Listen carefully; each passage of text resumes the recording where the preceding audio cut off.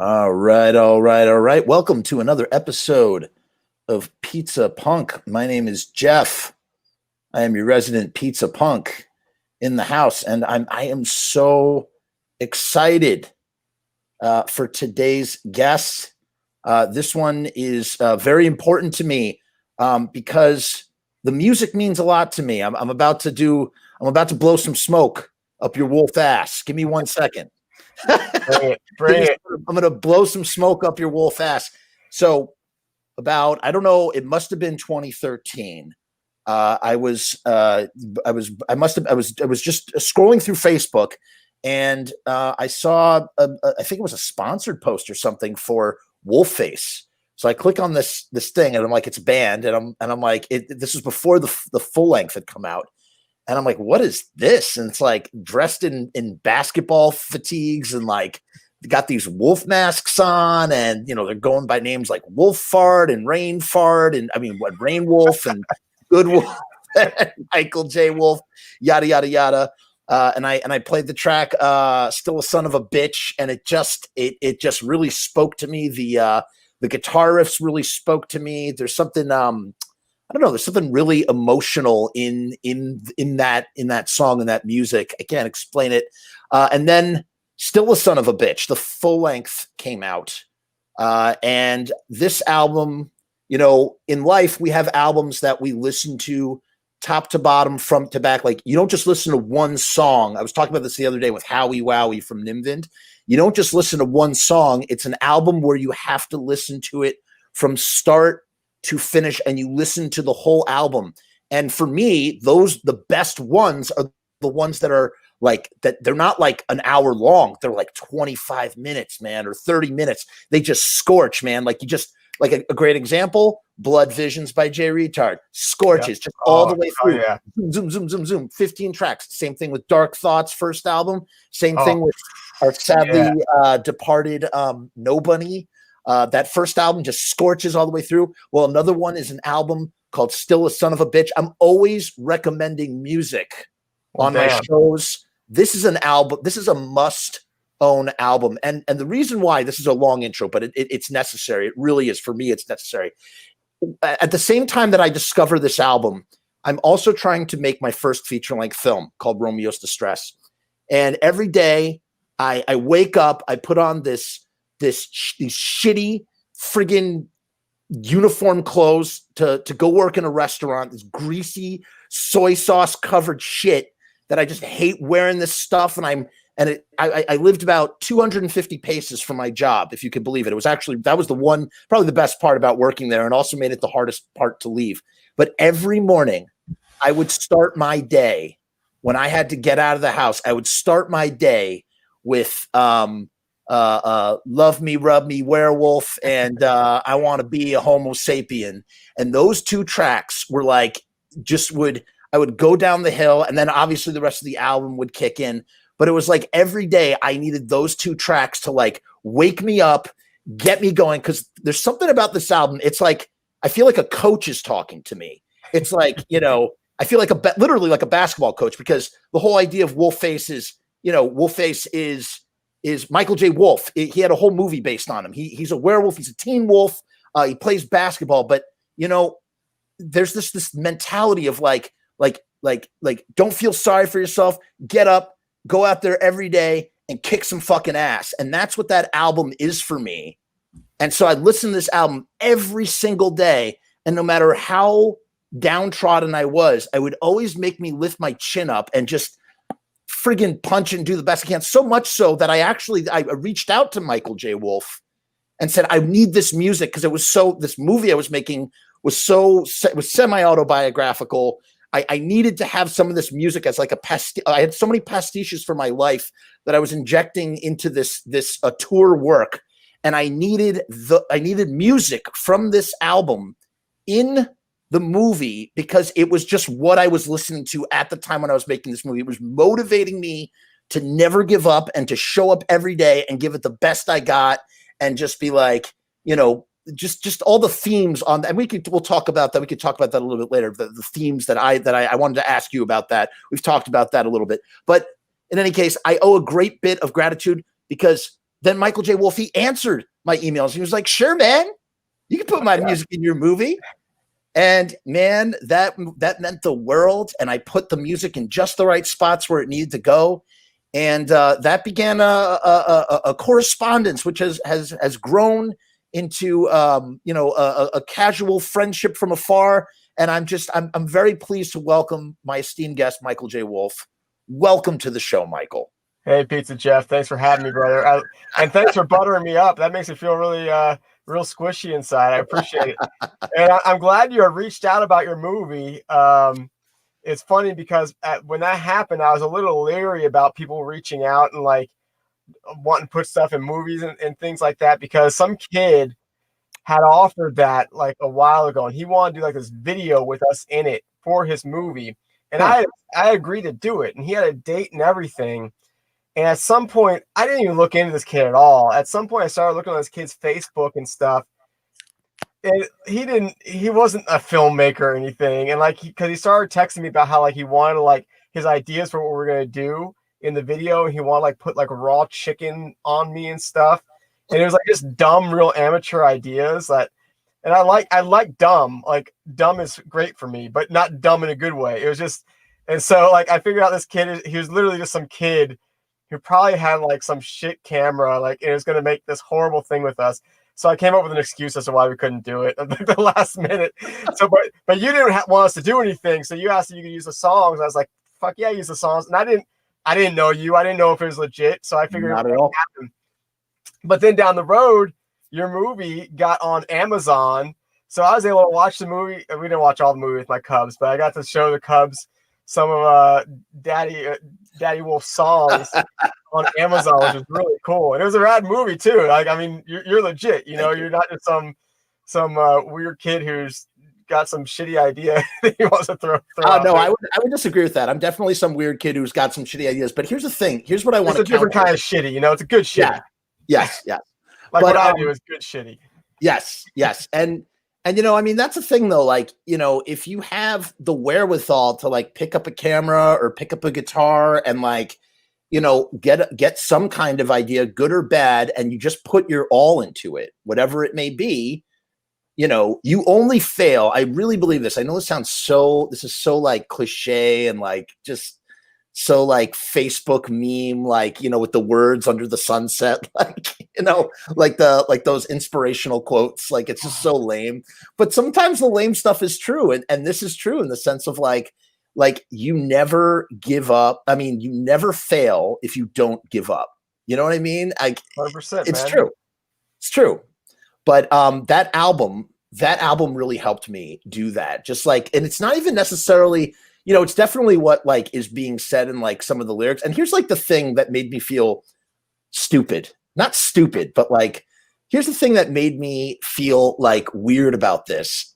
I was having this deep emotional reaction to music and lyrics that were inspired and based on the movie Teen Wolf. But at the same time, and I'm going like, it's Teen Wolf, dude. Why is this cutting so deep for you? Like, but at the same time, like it must mean that there's some really deep shit going on in Teen Wolf or something. Like there's some like universal themes. You know, you listen to the songs, and when you actually hear the songs themselves, again, for anybody who's not listened to them, there's songs like "There's plenty of room in my den, but no room for a bitch." There's songs like "Put me in, coach," but on second thought, go fuck yourself, something like that. Yeah, that's it. Yeah, just stuff like that. And you even covered a band that was my all-time favorite band of all time. This is how I knew that this record was like, it was like made for me. Cause like I'm listening, it gets to like track 10 and all of a sudden I'm like, wait, I know that song. I'm like, this random band that I discovered is like into this band that I really love. Dude. This is like the coolest thing. And you know, yeah, it just blew my mind. We're on the same wavelength, man. And yeah, that song was always actually my favorite song for us to ever play live, like even more so than any of our regular songs. Unfortunately, we can't play that song anymore. And yeah, why? But yeah. Rest in peace, indeed. But you know, we both have great memories. We both have great memories about it, and you know, yeah, they might be tainted, and yeah, maybe nobody knows what we're talking about, but that's okay. You know, the point is we gotta look to the future, and you have a new album out. We're going to talk about that in just a second. I just want to finish up what I'm saying. And so in general, this album is just absolutely an album that people need. Like, go check it out. Go, you know what? I'll find the Bandcamp and is Bandcamp a good way? What's the best way to? It's on Bandcamp. It's on Spotify. All that iTunes. What do you like best? Do you like Spotify? I'll you know what? Doesn't matter to me. As long as people are listening to it, I'm rich enough as it is. You know, I have like 5 hot tubs.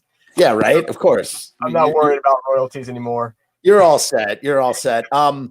Now, but here's what I'm like. I just can't get over. Again, it's like how do you? It's like you take this material that's not serious and you write about it so seriously, even if you yourself don't take it so seriously. It, to me, the listener, the audience member, it comes off as incredibly serious. Like, how does this happen? Like, how do you do this? I feel like originally, because it's about being a teenage werewolf, there's only very few beings on our earth who can relate to that. So right. I love hearing, and I hear it quite a bit, like similar to what you just said, people who are like, I love these songs and I can relate to them, even though and some of the songs are a lot less literal than others. I mean, Love Me, Rub Me, Fuck Me, Werewolf.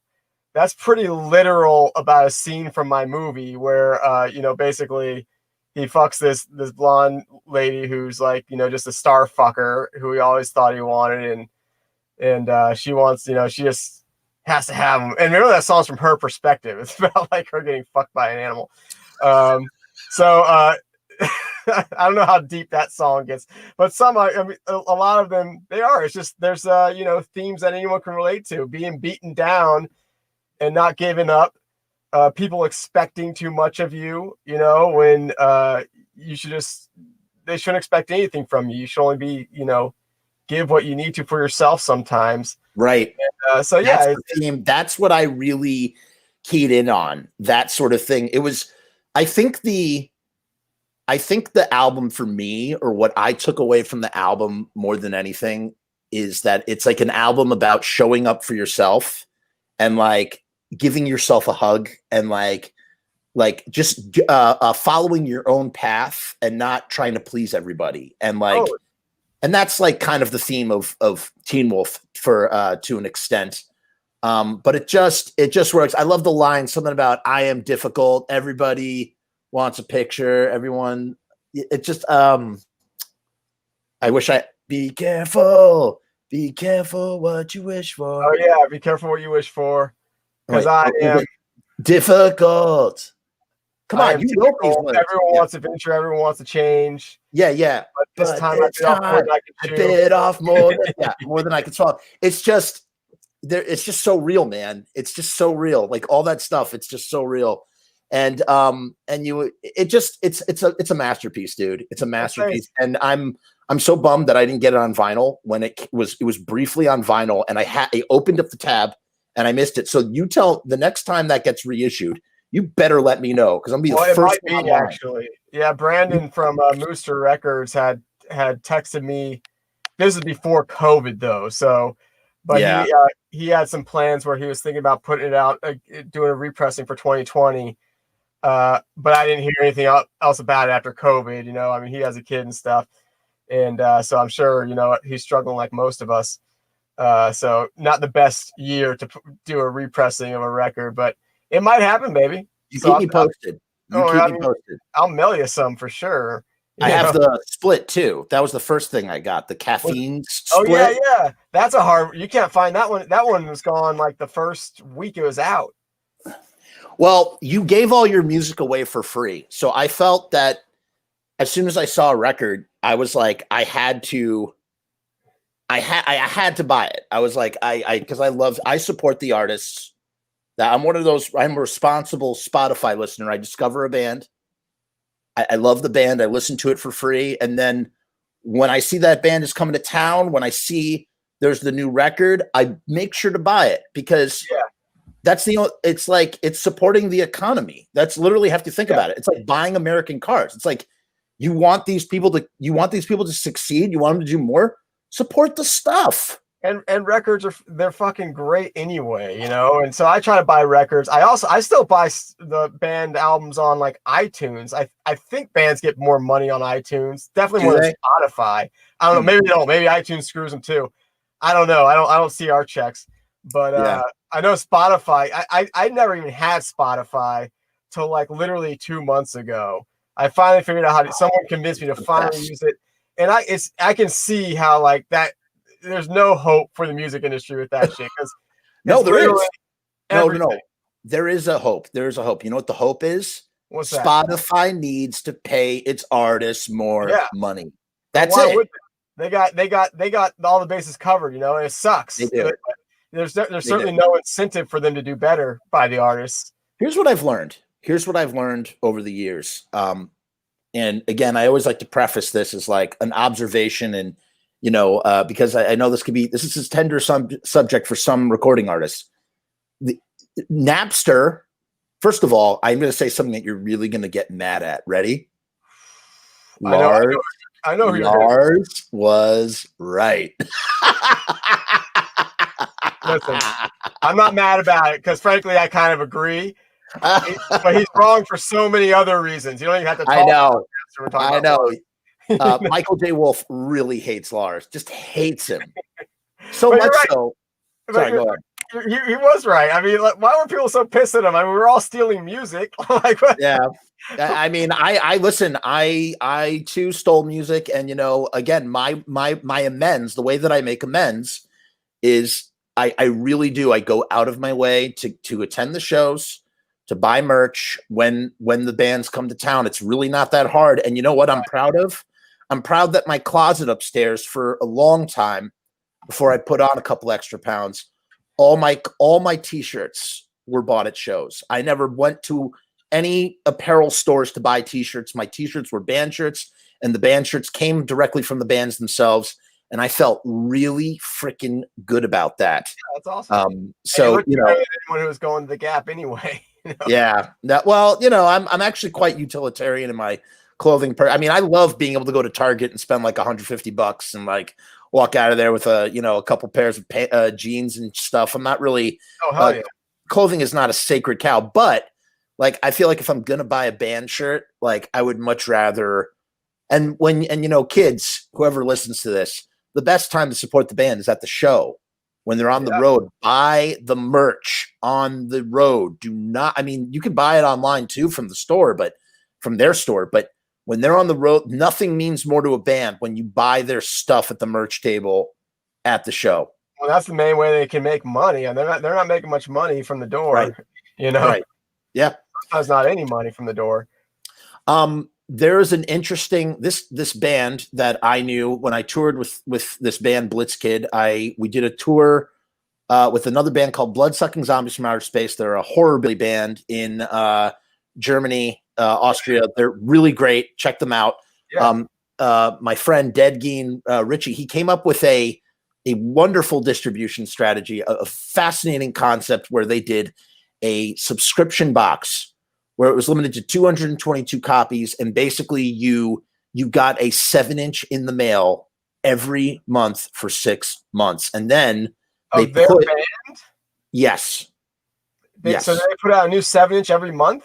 Every month, and the kid. Well, check this out.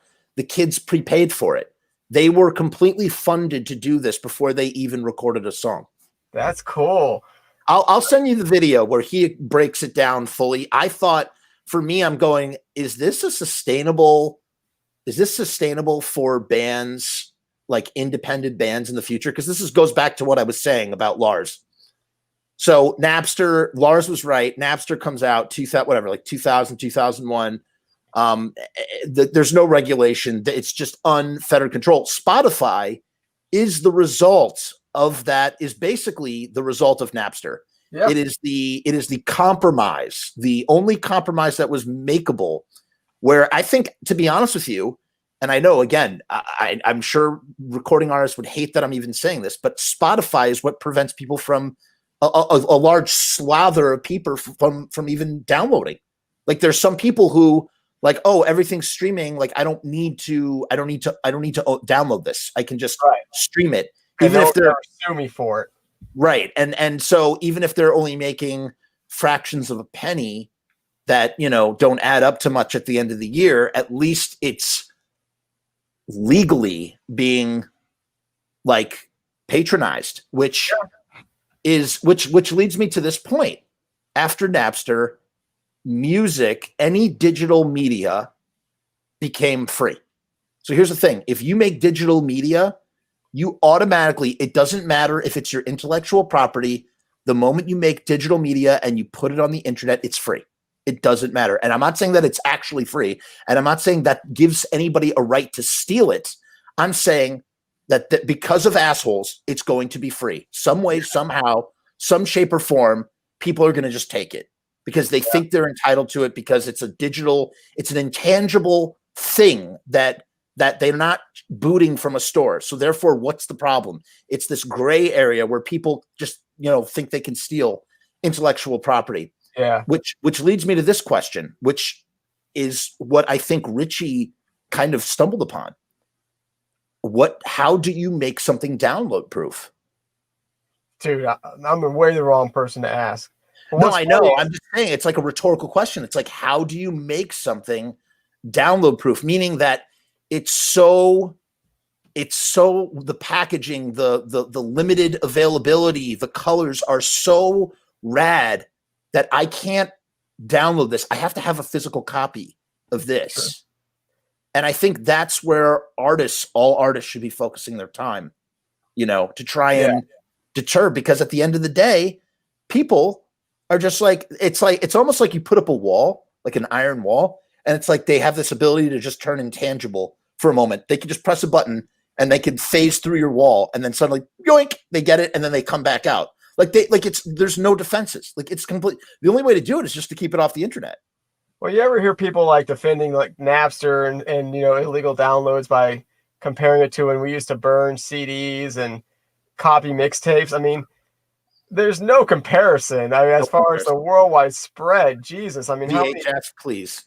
Yeah, it's just I just don't see the relation at all. I mean, personally, I don't give a shit because, again, I'm so rich, off my music. I don't care who downloads our stuff anymore. But it does suck for other artists, and the whole Spotify thing, again, I've just gotten on it, and frankly, I'll probably just cancel my subscription because the convenience of it is so. I don't know how anyone will ever overcome that. It's an addiction. It is. I did the 3 months. I did the 3 month subscription as well, for 99 cents or whatever. Yeah. And I used to have it through my job, and I got to tell you, it is the algorithm. It's addictive, the algorithm, because what happens is, and again, the thing about Spotify can be immensely useful to artists if you wield it in the right kind of way. I feel like you have to be pragmatic about how you view these things. It's not just like, you're never going to make any money off of Spotify. You can't be, that's the flip side of the thing. Yes, the artist needs to be paid more, but also no one's ever going to make any money off of it because they're never going to raise those royalties. Right. And therefore, how do you use Spotify as a tool to build to strengthen your brand? Well, it is good that it is so convenient that if someone wants to hear my band, it is so easy for them to hear any of our shit. Yeah. Yeah. It's so easy. It's way easier than even when Bandcamp was the main thing. I thought Bandcamp was always kind of tricky to use. I'm an idiot when it comes to computers, so that's why. I mean, Spotify makes it so much easier than even Bandcamps of the world. And it seems like Bandcamp's a lot better for artists too. That's what I've heard. Again, I don't keep track of that shit as far as my band's concerned, but it sounds like it's a lot more artist friendly, right? From my understanding, it is. And I like for instance, on Bandcamp, you can stream the album, but after a certain amount of streams, there comes a time where you have to buy the album that locks up. You can't stream it anymore. And I think that is brilliant. That's great. That happened to me with the new, the latest Dark Thoughts record. Have you heard that one? Wait, shut up. Do you listen to Dark Thoughts? Yeah, fuck yeah, dude. Have we ever talked about this? Wait, no, but I heard you mention them earlier in the interview. And that new record, Must Be Nice, is so fucking good. And I haven't so good. It's so good. And that's wait a minute. You're talking about albums you listen to straight through. I love the first Dark Thoughts record. Yes. But this one is totally a straight through. Right. In this interview, I said Dark Thoughts, but you had been listening to Dark Thoughts nobody knows Dark Thoughts. It's so awesome. Well, they're not on Spotify, which annoys me now that it has Spotify. Well, no, they are. The first album are on Spotify. The second album is only on Bandcamp, and I reached my limit, so I can't even listen to it on Bandcamp anymore. I bought it on vinyl. I need to buy it. I need to order. I've been too lazy to do it. I've been meaning to get the record itself, but I just haven't. So sometimes I've actually listened to it on YouTube a couple of times.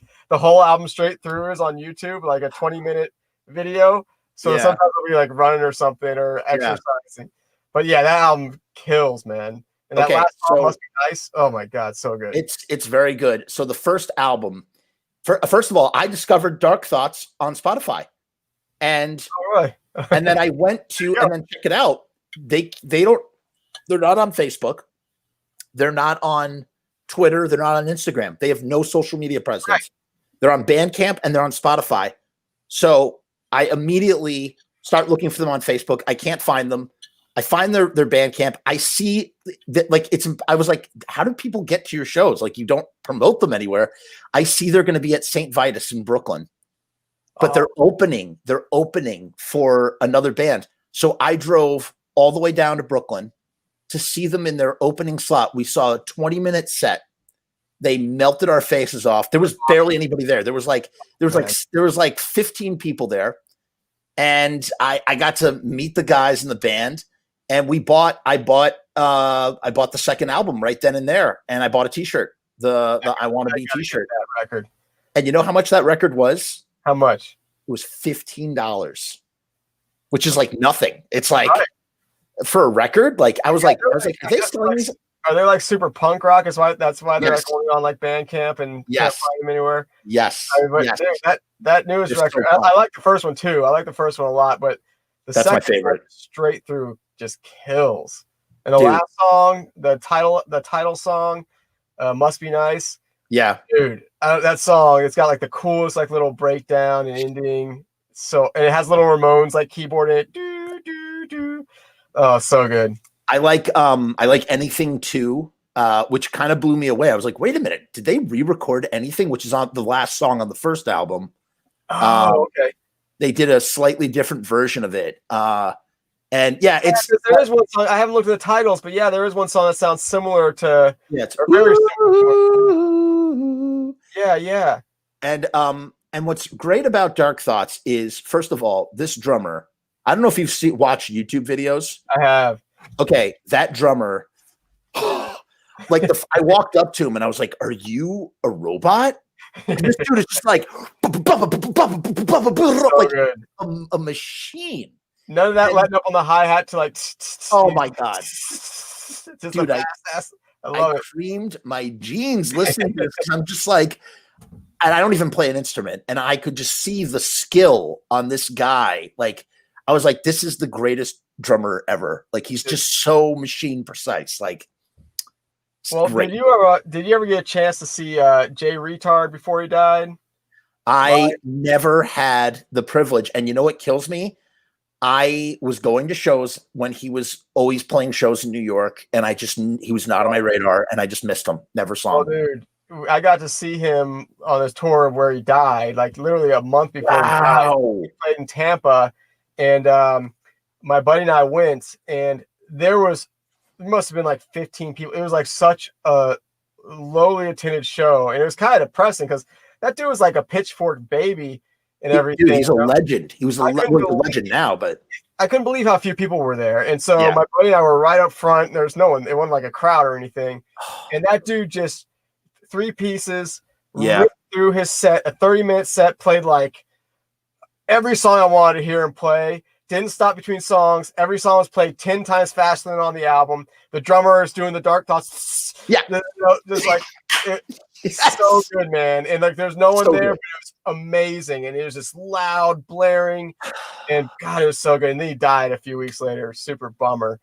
But my son is a big fan of Blood Visions, and we listen to it in the car. I don't call around my son. My son's 5. We call him JJ because I don't want to be using that last name. So we say JJ. It's not like a bad retard. It's his name.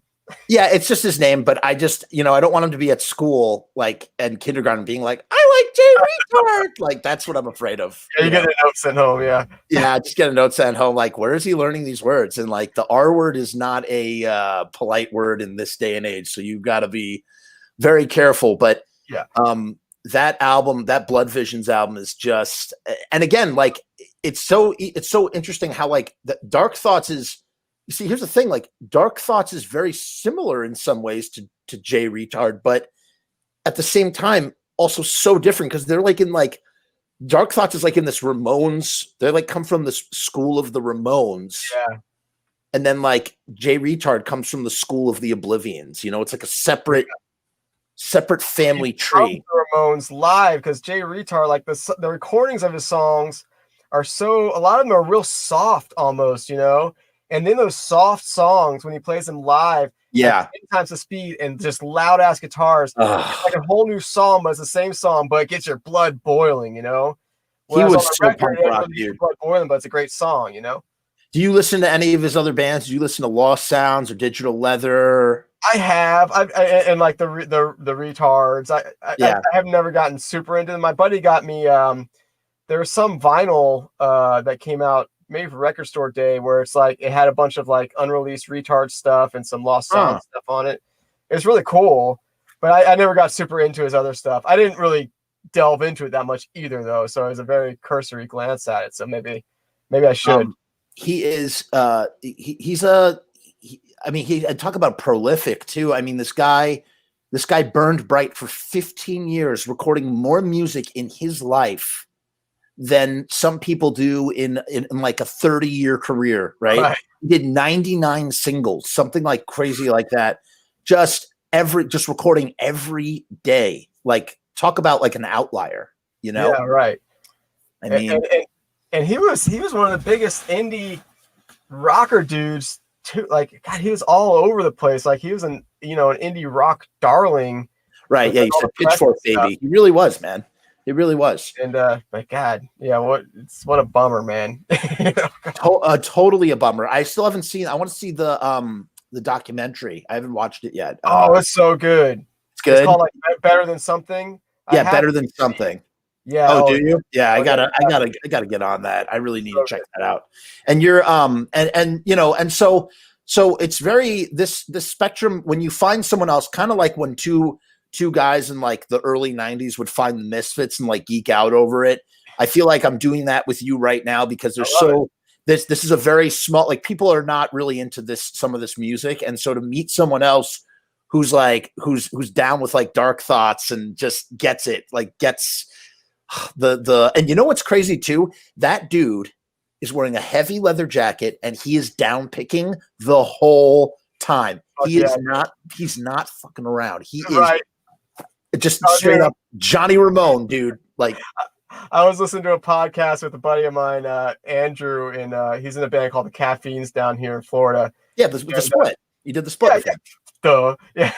And he was saying in his podcast they have like a motto in their band where if you upstroke once, you're a ska band. Dark Thoughts definitely is not a ska band. No. Pretty rad. No, definitely not. So now I want to talk about the new record for a minute. You are on Say 10 Records. You put out a new record called Still Golden. You gave me the honor of listening to it before it came out. I was so touched, and I still went out and I had to get that blood orange vinyl. So they put this record out on, it was like a orange that bled into red, I think it was. Yeah, that's pretty cool. And man, it's gatefold, but it's like this very heavy cardboard stock, and it's got this gold foil, like the love and care that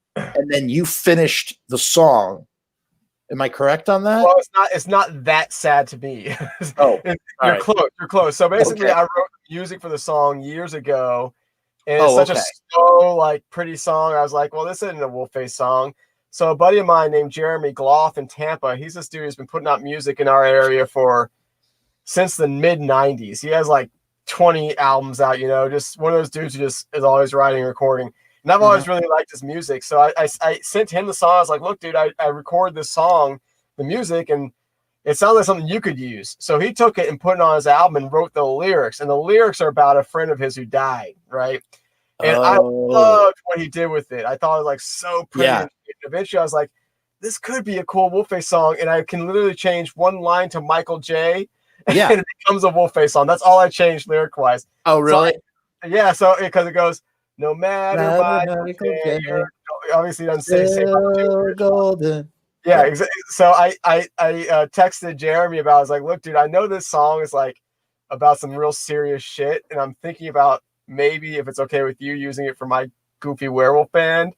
Would that be cool with you, or is that like kind of stomping on your buddy's grave?" And he's like, "Fuck no, that'd be awesome." And my friend would have loved that. He would have thought it was hilarious. So I got the green light from him. So yeah, so it's totally. He wrote like all the lyrics except for like 0.01% of them. And I wrote everything else. So, but yeah, it's just kind of a pretty song. I always like, I kind of like when bands play live and on recordings when it starts off as something soft like that, that's so different from the rest, and then just busts into what you really expect. You know what I mean? Right. Which is why it sequences that, which is really what I love the sequence of it. I love that it goes from Still Golden into Boof. It just works so well. It really does. Thanks, and baby. Again, Blood. I Was Born on a Blood Moon. Great. So all the songs are great. And the last one about all werewolves go to doggy heaven. What is it? All dogs go to hell. Or the last song is there's a song called All Dogs Go to Hell, and then the last song is Little Pup. Oh, Little Pup. Wait. Oh yeah, keep your chin up, little pup. Wait, but. What's it's called? All Dogs Go to Hell? Yeah. I'm pretty sure. No. Yeah, that's what it's called. One of the songs is called that. I love how I'm challenging you on you. You're the guy who wrote it. You might be right. Let's check Spotify. I'm checking right now. I'm Googling it just because I'm curious. I don't believe the author of the thing. I'm just you're right. It is All Dogs Go to Hell. How did you know that? No, that's cool. Yeah, no, I'm looking at the track Wolf right now. Yeah, Keep Your Chin Up, Little Pup is so great. Born on a Blood Moon, Werewolf and Whiskey Blood, The Wolf, No Need, all of them. Howl Low, Dog Whistle. I love Dog Whistle. Oh, awesome. Thanks, dude. Now, here's what's interesting. It's not so much on this one that I was able to pick up. I'm sure there's stuff, maybe I just references I don't get. On the first record, like for Love Me, Rub Me, the very first opening chords are subversively, or not subversively, it's just right there, right, punch you in the face. You open with the Cramps, which is just phenomenal. Yep. I Was a Teenage Werewolf. It's perfect. And then my favorite lines, I guess it's in I think it's in Tonight. Is it Tonight, or is it? Yeah, it's Tonight. Where you lifted. Not lifted is not the right word. You you friggin' just you nicked a line from Skulls, but it's I love having tributes and songs like that. I love doing that. You don't understand. Like, I died. It's like this album is my soulmate when I'm listening, because I'm like a diehard Misfits nerd. I love that other band that you covered that's on the thing. And it's like, and now here I'm listening to Skulls, and it's like, wait a minute. I'm like, that's Skulls. What the fuck? And we have a few songs like that where I do that. Like, I want to be a Homo sapien. The end, there's like a little kind of bridge at the end, and then the ending. What's that from? It's I Want to Be a Homosexual by Screeching Weasel. It's literally the chord progression, everything. Oh. It's just the Homo sapien instead of homosexual. I don't know the song. That's why I didn't pick up on it. Yeah, well, it's my favorite Screeching Weasel song. I was supposed to edit the Ben Weasel documentary. You were involved in that madness? Do you know about that documentary. It sounds like it was a total clusterfuck because he was an asshole. What else? You know what? I will not. All I will say about it publicly is that I was in very serious talks at one point to take on that project in its entirety and edit it start to finish. So much so that I even had the interviews. Wow! I had Ben Weasel. I had CJ Ramon. I had a bunch of interviews. I had who's the other guy from Screeching Weasel? The other Jughead. There's Jughead. Yeah. They don't even talk anymore. Jughead, they don't talk anymore. And I think Jughead was in it, or maybe it was a different guy. Dan Vapid, maybe? Vapid. It was Vapid. Must have been Vapid. Yeah. And I could not. I was working with the current guitarist on it, a wonderful guy named Mike Hunchback, who's in a bunch of yeah. He's a great guy's guy. Awesome. I've seen him play with Screeching Weasel. Yes, he's a great guy. He lives around me. Does he own a comic shop? I don't know if he owns it. Like a movie shop? He runs, I think he worked in I don't know if he owns it or if he runs it. I don't know if it's a bookstore or a comic shop or something. And he played in the Nightbirds, and he used to host screenings at the Alamo 5 minutes away from where I live. Cool. So he hosted Necromantic when that came to town, and he brought a real human skull with him. It was crazy. And he's good friends with Frank Henenlotter, and his friend did all the sound for my film Romeo's Distress that you contributed the song for. So it's like a lot of interconnective stuff. So that's awesome. I was going to do it, and we couldn't see eye to eye on a few things. Very, very amicable, very no animosity at all. And I declined. I ended up not doing it. But I came very close. That's my only interaction with Screeching Weasel. So, but that's rad, man. Well, I follow. Yeah, I like follow Mike Hunchback on Instagram or something, and he's always posting wacky comics and stuff. And I think he was involved with a documentary about Mike Diana or something. He's an artist who was censored, and he's good friends. Mike is good friends with Frank Henenlotter, who did Basket Case and Brain Damage and stuff. And he's an awesome dude. He's a great musician, and he plays in a lot of bands, and very talented guy. And I can't say enough good things about him. That's cool. And I hope that someday that they get that documentary out. I truly I do too, man. But Jeff, but what I want to tell you back to where we insert skulls in a song and stuff on the new record. You ever listen to a guy called Kevin Morby? He's a musician. No, I'm going to write it down right now. He's got some pretty cool stuff. Kevin Morby, Morby. A lot of his stuff is acoustic, real soft stuff. But he's got this song called 1, 2, 3, 4. Okay. And it's just this, everybody's talking about 1, 2, 3, 4. It's a really cool, you'll probably dig that song a lot. Kevin Morby? Kevin Morby, Morby. Got it. Maybe there's an EY. I don't know. Morby. I'll find it. I'll follow up. 1, 2, 3, 4. The second to last song on the new record, I lifted apart from his 1, 2, 3, 4. Because in that song, there's this part where he's going, Joey, Johnny, Dee Dee, Tommy. Oh yeah, Joey, Johnny, they did their best. Yep, I put that in. That's great. It's a goofy shit. So I think that's the only one I lifted in the new record. Maybe I mean, that's the thing. It does there's certain things that it gets borderline goofy, but it's that's what makes me feel emotionally conflicted, where I'm feeling these deep, the music brings deep feelings out of me and motivates me to want to do well in life and succeed and stuff. Yeah. But totally. Then this is fucking Teen Wolf. What the fuck? But that's it's so weird. It's the Misfits. You love the Misfits, right? I love the Misfits. Some of the songs make me just so pumped inside. And it's the dumbest shit. When you break it down, look at it objectively, it's so stupid. But it's so good. So good. So good. And I'm not saying we're the Misfits because we're not close to that, but it's kind of the same thing. It's what the fuck is this shit? But I like it, right? I wish I could have seen that Misfit set, man. That looked like oh god, that was so time. Fun. Oh, that was like a dream come true, man. It's so fun, man. You did a good job. You guys did Thanks, a dude. great job. You really did. I guess we didn't completely blow it, but it was so fun. No, you definitely did not.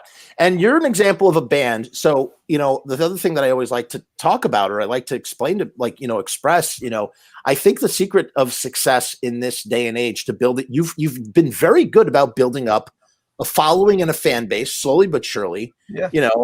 That's not easy to do. And I think one of the biggest things that really has helped you is that you've put so much stuff on the internet. You're always trying to make music videos. You're always trying to put live sets on YouTube. And that's the thing. What's the very next thing after you discover a band? You go to the YouTubes to find more videos. And if they're not there, you're going to either A, be really further intrigued and go down a further rabbit hole, which is going to be a cool journey. Or B, you're going to find everything and you're going to be like, oh my God, this where has this band been all my life? Yeah. And I need to see them as soon as I can. And you guys are just doing it right in that kind of way. Well, thanks, dude. Yeah, I mean, we don't put out a ton of music videos. We put out a few for this album. 6 or 7 music I guess videos. Yeah, I guess it's been over such a. I mean, we've been playing for over 7 years, which is mind-boggling to me.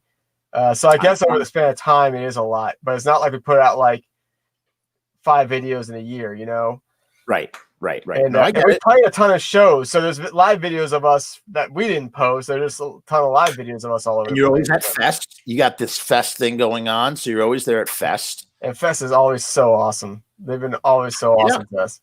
I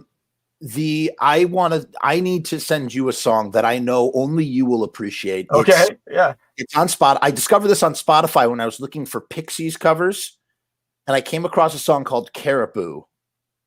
And it's a cover of Caribou by Pixies? I thought it was. And then I listened to the song, and it's the dumbest song I've ever heard, but it's also the most romantic song I've ever heard.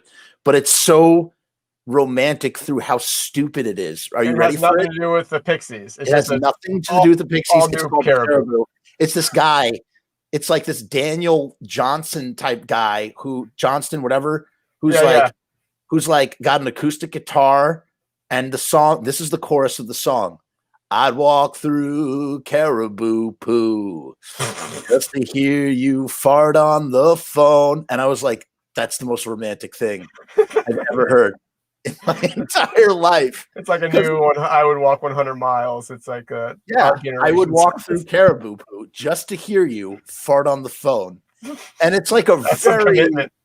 Yeah, it's just such it's a very, it's kind of a nasty song. It's kind of a gross song in lyrically other ways, but I thought that chorus was so brilliant.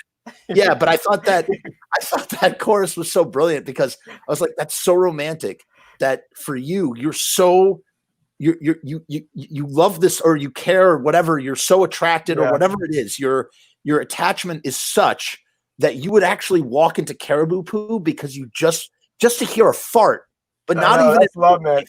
Over the phone. I love my wife, but I don't think I could truthfully tell her that lyric. I sing it to my wife all the time. I know. I hum it through the house. I think it's great. I just want you to hear it because I think you, as a songwriter, will you just appreciate why this is such a special song. I'll send it to you after. You gotta text me that information. You have to let me know your reaction. And listen, if you think it's stupid, I really won't be offended, but I think it's really great. I think you will get this song. It's just, and there's nothing to get. It's stupid. It's really stupid. Stupid and great are pretty much synonymous in my life. Yes. We need to talk about Owen for a minute. So I was as part of, you never really hit me up for it, even though I offered it. I felt like I had to pay you back somehow for just so freely giving your music to me and letting me use it for my movie. That when your new album was coming out, I did a song I pitched it to you. You guys were into it, and I got this guy, my friend Tim, who just commits to everything. He just commits to everything. Like he dressed up like a Owen, right? I'm sorry? He was Owen, right? Yeah. He's the so good. guy. So good. And we just sort of like tried to like, and what's fun about making that video was I didn't know what your intentions were writing when I was writing the video or trying to do the video. Yeah, you didn't know the backstory of the song, right? I did not know the backstory. I just looked at the lyrics. So we literally made a guy dressed like Dracula, and then this other guy is really jealous of how stupid he is and just wants to stab him in the heart. And it just, and obviously he was a werewolf, and it was honestly, we had so much fun that day. It took one day to shoot. I bought everybody pizza. We even shot a scene when we were like eating the pizza. I was like, we got to get a scene of like you doing something really stupid. And yeah, I love where he's like entertaining the people with like goofy hand tricks, and the werewolf like all jealous, like noshing on his pizza. So good. He's just not about it. And it was really fun to shoot. It was really fun to incorporate the wolf face elements into it, because wolf face was all the way in Florida. So I was like, well, how can we make wolf face feel like they're in this video apart from just using the song and having a wolf mask? It was like, well, let's have some pictures of wolf face. Let's put wolf face on the TV in the background, which is such an MTV like 90s thing to do. You know what I mean? It was so perfect, man. Awesome. I really enjoyed making that music video, and I thought Tim, and so what I had pitched to you when you almost came up here to do shows, and I'm hoping that you'll take me up on this offer. I think Tim and I are going to come down to one of your wolf face shows. We're going to come down. He's going to dress up like a Dracula, and he's just going to be in the audience, and you'll start playing Owen as a Dracula. And he'll just be in the back, kind of like mocking you or like, you know, goofing off on you. Son of a bitch. And you'll just like, you'll finish the song, put down your guitar, push your way through the crowd, and just like go after Tim. And you'll be in on it. You'll be in on it. And you'll do like a whole thing. It will be a pure Andy Kaufman. You know what I mean? Nobody will know. It's so awesome. You got to do it. I love shit like that. So yes. Think it over. Just think about it. If shows ever happen again, yes, let's do it. All right, cool. I just had that idea in my mind. I'm just imagining like everybody's like into the song. They're listening to Owen, and then all of a sudden they just see you making eyes. It's like, you know, there's a Jay Retard video of him at the cake shop, where he's like, get away from the stage, motherfucker. But he's singing. He never stops singing the song. And he's just like, he starts kicking the guy, and like everybody's like, is this serious? It's like, this is so great, man. Or Billy Joel. Have you ever seen the Billy Joel video where he's playing a song and the lighting guy is doing something that Billy Joel doesn't want him to do, and Billy Joel in the silence between lyrics, he screams out, "Take the lights off me," or something like that, whatever it was. And then goes back to singing the song. I haven't seen that. No. Oh my God. And then he like lifts up the piano and just throws it across the stage. He's so mad. What? Okay, I got it. Yeah, hold on. I'm gonna show it to you right now. We can do that. Watch. We can do that right now. I'm gonna show it to you. You can make that happen? I can make that happen right now. Tell me in the meantime, while I'm pulling this video up, I can do that. I'm my own Jamie. I don't know if you listen to Joe Rogan, but I have, and that's impressive. Hold on 1 second. So what is going on? Sorry, I didn't mean to cut you off. Go ahead. No, it's okay. Go ahead, buddy. What is going on with what's coming up for Wolfface? Oh, okay. Like that you can talk about. Yeah. So I do have an announcement to make that you're the first to hear this outside of the pack.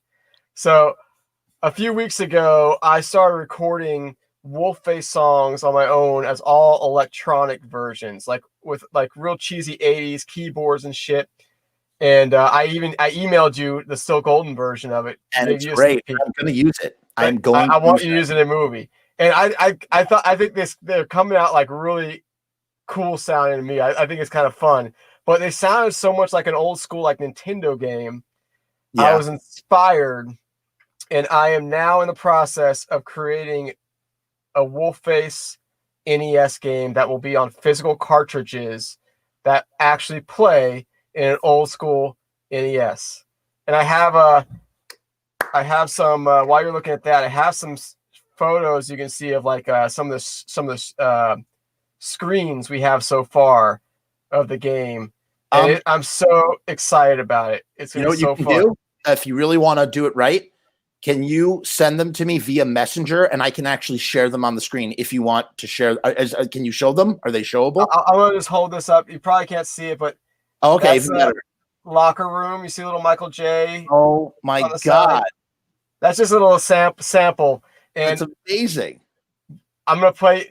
Do you know our song "Give Me a Keg of Beer"? That's on the demo. Right. That's on the demo, right? Or do you know Boof Ain't Too Loose? Do you know either of those? Those are both on the demo. Am I correct on that? No, Boof Ain't Too Loose was on our split record with our split 12-inch record. We have a music video for it. It's the one where like on the motorcycle on the four-wheelers. No, I hate that music. I hate that video. That video sucked. Because we just made that like on a weekend on our own, and it didn't come out very well. It's the one where like I'm like edited into the movie. Oh, what's this? Yes, I know right. You're in Teen Wolf. Yeah. Sorry. Go ahead. Finish what you're saying. Here's the Nintendo game version of that song. Okay, hold on. Let me pull this up closer so I can see. Okay, I don't know how well you're gonna be able to hear, but it's. Show me.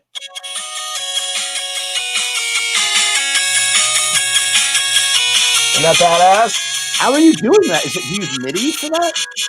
It's this program called Family Tracker, and it's the most unintuitive fucking way to make music that can literally go onto a 8-bit cartridge. Wow. Nintendo cartridge. And so I'm making the game, and Rain Wolf is actually programming the songs to go in the game, because using that Family Tracker thing was just way beyond me, and he's way smarter than I am at this shit. So it's gonna be so awesome. Like we're gonna literally sell boxed NES games, and I don't know how many people will actually be able to play them. Right, because they have to go. Will. So it'll probably be more of like a collector's item for people. But if you have a old school Nintendo or like one of the new like rip-off versions of that, you can play it. It's gonna be pretty awesome. Question: do you Wait, what was I about to? Oh, so how did you get into? Well, let me play this for you, and then I want to ask you about your action figures. How you do that? Oh yeah, cool. Okay, hold on 1 second. So here's the thing. I don't know if I could play the audio though. You know what? Fuck it. I'll just play the audio. It might get removed. Hold on. Okay. I'll just redo this. It might get removed. It is what it is. I might get a copy strike. But it's just so great that like I feel like if I don't, then I'm going to be really upset that we didn't hear for the full effect. Ready? Ready. All right. Hold on. Let me know if you can't hear this. You should be able to. Stop lighting the audience. They always seem to hit me in the middle of the night. Stop it. Stop it. Joe, for Christ's sake. It's not. So he's like, you like can't tell if it's real or not. I know. Look, holy shit. He's so mad because they lit the audience. Yeah. Wow, he is punk as hell, dude. He's so mad. He's just so mad. What in that? That's Billy Joel. Dude, that's what. Wait, ready? Listen again. Stop lighting the audience. Stop it. Be in the middle of the night. Stop it. That's the best one. Stop it. Stop it. So it's like he's like committed to the song. He's committed to the song. He doesn't want to stop doing the song, but he's like also trying to like get his message out. So he's like, stop lighting the audience. And you can't tell if he's joking or if it's a part of the song. And he's getting angrier and angrier. When he said stop it, I thought it was a joke. But then he flipped his piano and was smashing the mic stand. I think it's pretty legit anger for whatever reason. He didn't want to see his audience. He's pissed at him lighting the audience. So tell me, so here's the thing. Now I went and I did a little research. Uh-oh. And I went and I found out about this guy, Mike, yeah, who is based on He's based on Owen is based on this guy Mike. You had an interaction with him, and this is the guy who Tim played this guy in a music video, played him as Dracula, I guess. And what's funny though, and I guess this is why the song is called Owen is Dracula. So his band is called Owen. So so he's actually in a band called American Football, apparently. That was like a big, like, indie emo band. Fucking bores me to tears. But his side project is Owen, and it's just like sappy acoustic, like dashboard confessional, not my cup of tea type thing. And I never even heard. Look at that motherfucker. He put Mike and motherfuckers copying Wolfface shit all over the place. Did you ever see our Metallica sticker? I don't know if I've seen your Metallica sticker, but okay, our sticker, it says Metallica just like that in real Metallica font, but it's in quotes and real small at the bottom. It says -Wolfface. So basically, it's like us quoting ourselves saying Metallica. Fucking get off my dick, Owen, motherfucker. He's such a Dracula. He just sucks. He's so such a turd. He's such a turd. So the story behind Owen is. Do you want me to go into the story? I don't need to. If you want to tell the story, you can tell the story. I know the story. Okay. If you want to tell the story, I'm sure people are curious now why we keep bringing up this guy Owen and what this has to do with a song called Owen is a Dracula. He sucks. I don't know. I think maybe you need give us a condensed version of the story. So we were playing Chicago one time years ago, and we were opening for the band Minus the Bear at the Hard Rock in Chicago. Mm-hmm. Don't ask how we got on that show. It's a real weird story. But also we were opening for Owen, and I had never heard of him before, but he's a pretty well-known guy. And American Football is a big band and everything. I never heard of him. I never heard of him. So we went to play. Yeah. We played our set, and we had fun and whatever. And it was a really fun show. And then Owen plays next. Well, Owen was too much of a rock star to show up for sound check, right? And so that motherfucker gets up there with an acoustic guitar plugged into a fuzz pedal. And I guess he's getting feedback on stage. Surprise, surprise, because you're playing through a fucking fuzz pedal with an acoustic guitar and you didn't sound check. And so, like, during his second song, he's like, fuck this shit, and, like, throws the guitar down and storms off stage.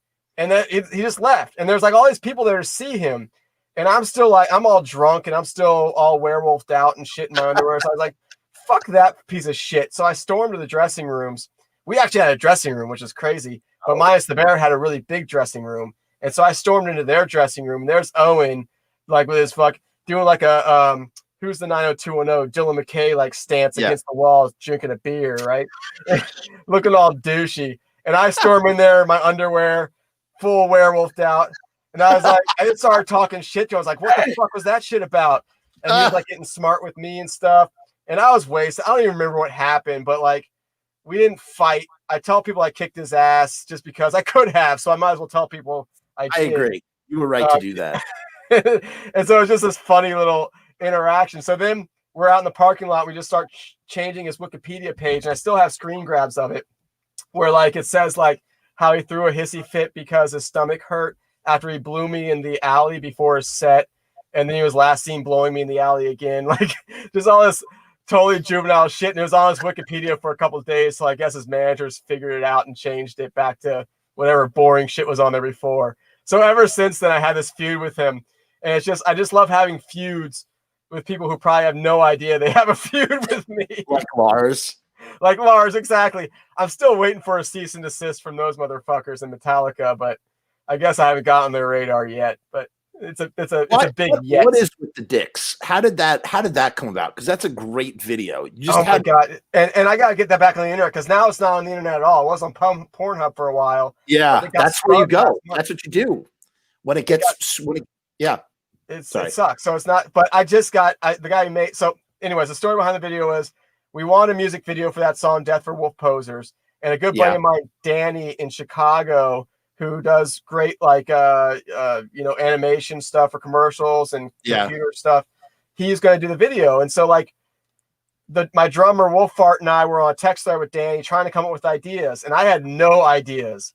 And Wolfart was coming up with, like, he's kind of an artist, like a real artist. So he was coming up with like kind of these artsy fartsy ideas that just weren't funny or anything. And I just want something dumb and fun, something that'll make me laugh. You know, that's all I care about. So I got kind of frustrated because no one had any good ideas. And I said, so look, I said, Dave, this is what you're going to do. You take that shitty Metallica video where they're playing in the prison. And at the beginning of the video, you'll see they're signing their names in to go to the prison. It's all intense, right? And it shows them doing their signatures.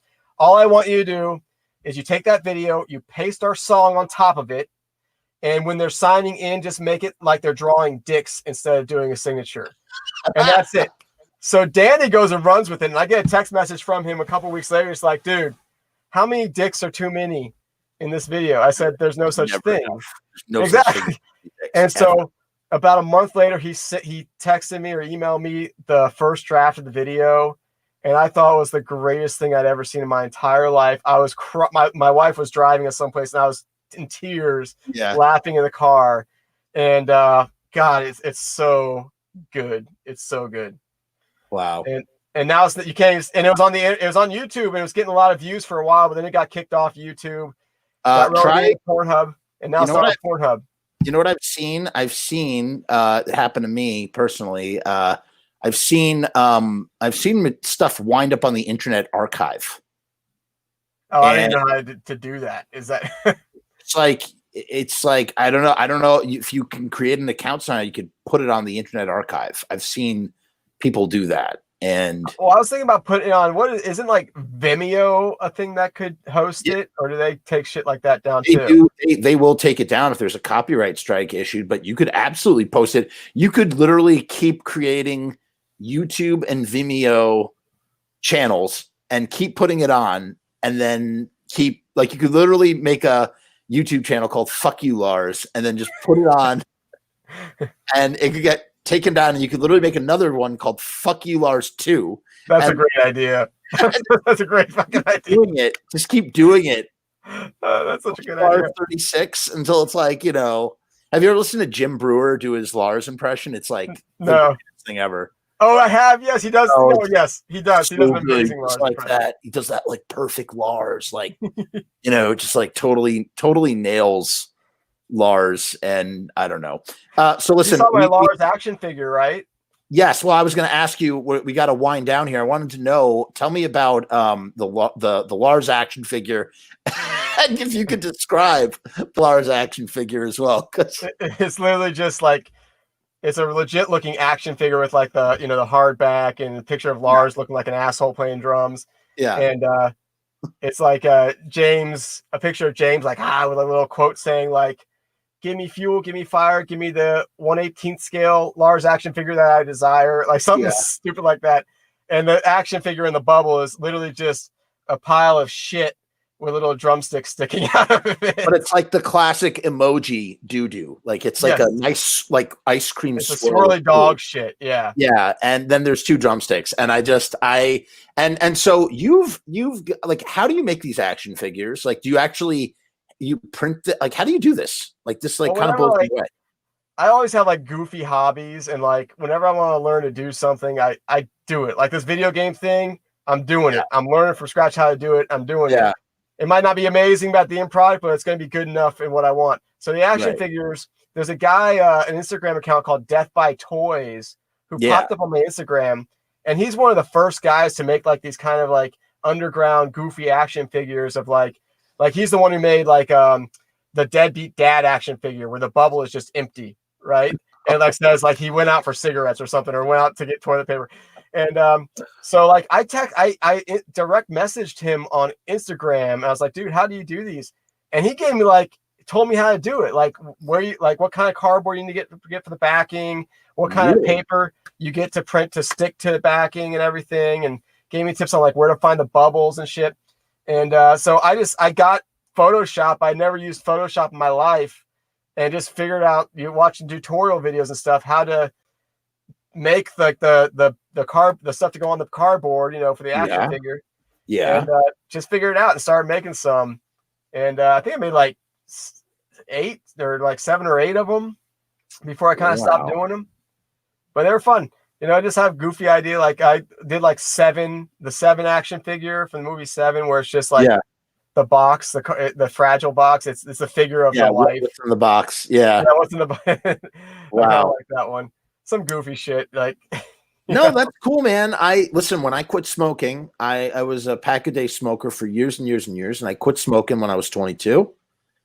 And I had nothing to do, just like, what Dee Dee said, we had nothing to do, so we sniffed glue. Like I was like, I had nothing to do, so I got an X-Acto knife, and I had these transparencies, like the plastic, like that you put on the overhead in Mr. Ogilbean's class, and I'd print out designs, and I just started making my own T-shirts. Didn't know how to do it. I bought acrylic paint, and I bought Hanes T-shirts from Target, and and every time I needed to change a color, I would have to do a new transparency because it's like layers, just like if you think just like Photoshop. And I would sit in my dorm room for hours with this little X-Acto knife, just making like one-off T-shirts. Like I did a Crimson Ghost skull that was green, and it had little antenna coming out, and it said I turned into a Martian, stuff like that. And that's awesome. Yeah, just because an outlet, man, it was just an outlet. Yeah, it was a positive outlet for that I needed busy hands that needed to be doing something. And man, I just spent hours doing that. I get that, man. I totally understand what it is. And I just wanted to do it just because I wanted to see if I could do it. Right. And I did it, and I did it for a long time. I still have all my stencils, and I always vowed I would go back to it, but it's kind of like, I just don't have the time, I don't have the time right now. So now this is my new hobby. You got to find time to do shit like that. Like last Sunday, like the wife and kids were out, and like I literally spent like 4 hours doing trial and error, just doing pixel by pixel to design like a locker room, like for this video game, like. And like I don't know how to do it. Paste it. You just copy paste, like down. No, well, eventually, like if you do like a set of 4 lockers, I have to do all that. It's a shitload of pixels, and I can copy paste that. But I mean, you don't want to just have that on the screen, right? So it takes a long time. It look like it moved. If it's all the same, it's not even going to look like it moves. When you have to have some variance in the background, right? Or else it's not going to look. Well, no, because it's just like with Nintendo, like old school Nintendo, and what I'm doing is like one screen at a time. So the characters move, obviously, to the screen. Okay. But everything else is relatively static. I mean, there's things like the character can pick up and everything, But I just never done any of it before, and like it's been fun to like just figure out. You're right, like it's something I want to do. I'm gonna fucking do it, and I'm gonna like if 5 people buy this shit, awesome. It's really for me, right? I wanted to ask you before we get out of here. I want to ask you what is, and maybe you don't have an answer for me now. I know you said you're writing, you're sort of 8-bitifying these songs. Do you have another Wolfface album in you somehow based on the movie Wolfface? Like how do you draw from this well? Like, how does it work? Like, it's amazing. We have like 4 records. I mean, they're not all full lengths, right? But we have like different songs and like 4 different records. It's crazy that we've gotten this much out of it, and there is more to come. And it's literally just I never force it. Like I always have like right now I probably have like 6 new songs. Wow. Like with parts on my phone. Like I just like when I get ideas, I'll like just play them and like record on my phone, and eventually I'll like bring them all together. Yeah. So I know we at least have like an EP for sure in the not too distant future. So yeah, it's weird, man. It comes to me, and like from the beginning, I hate writing lyrics, and like that's why. Well, you're really good at it. This is something to write. Oh, thanks, dude. I mean, I could never be in a band where like I'm not a werewolf and I'm just a normal guy like singing a serious love song. You know what I mean? I like having like the goofy kind of aspect to it, even though some of the stuff it genuinely is relatable. Right. I don't like it to ever be too serious. Well, I think sorry, go ahead. Finish what you're No, saying. it just it makes me uncomfortable when I'm the person like putting that shit to paper because I don't have anything profound to say. You know, like I'm not a fucking poet. I'm not like Owen who's gonna like go fake it and like write all these stupid serious songs that are just nothing but phony bullshit. You know.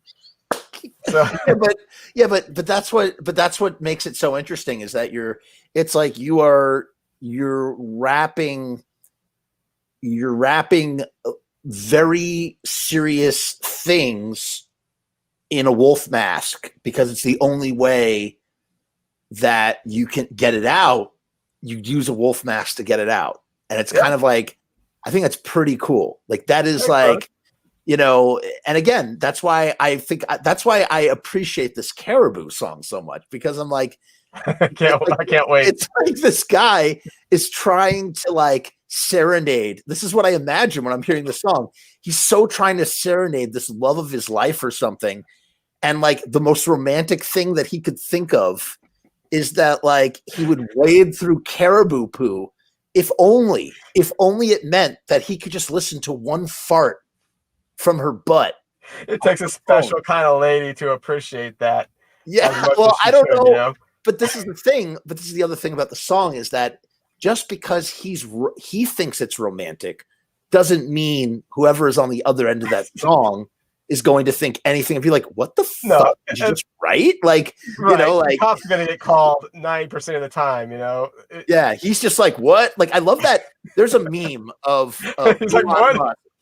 Yeah. He's like, what? Like, it's surprised.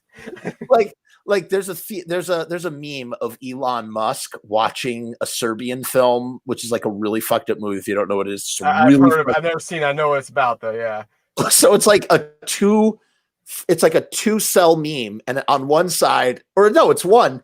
It's just Elon Musk. He's watching on his computer screen at work. He's watching a Serbian film, and his boss is like, "You're fired." And then he's like, "What?"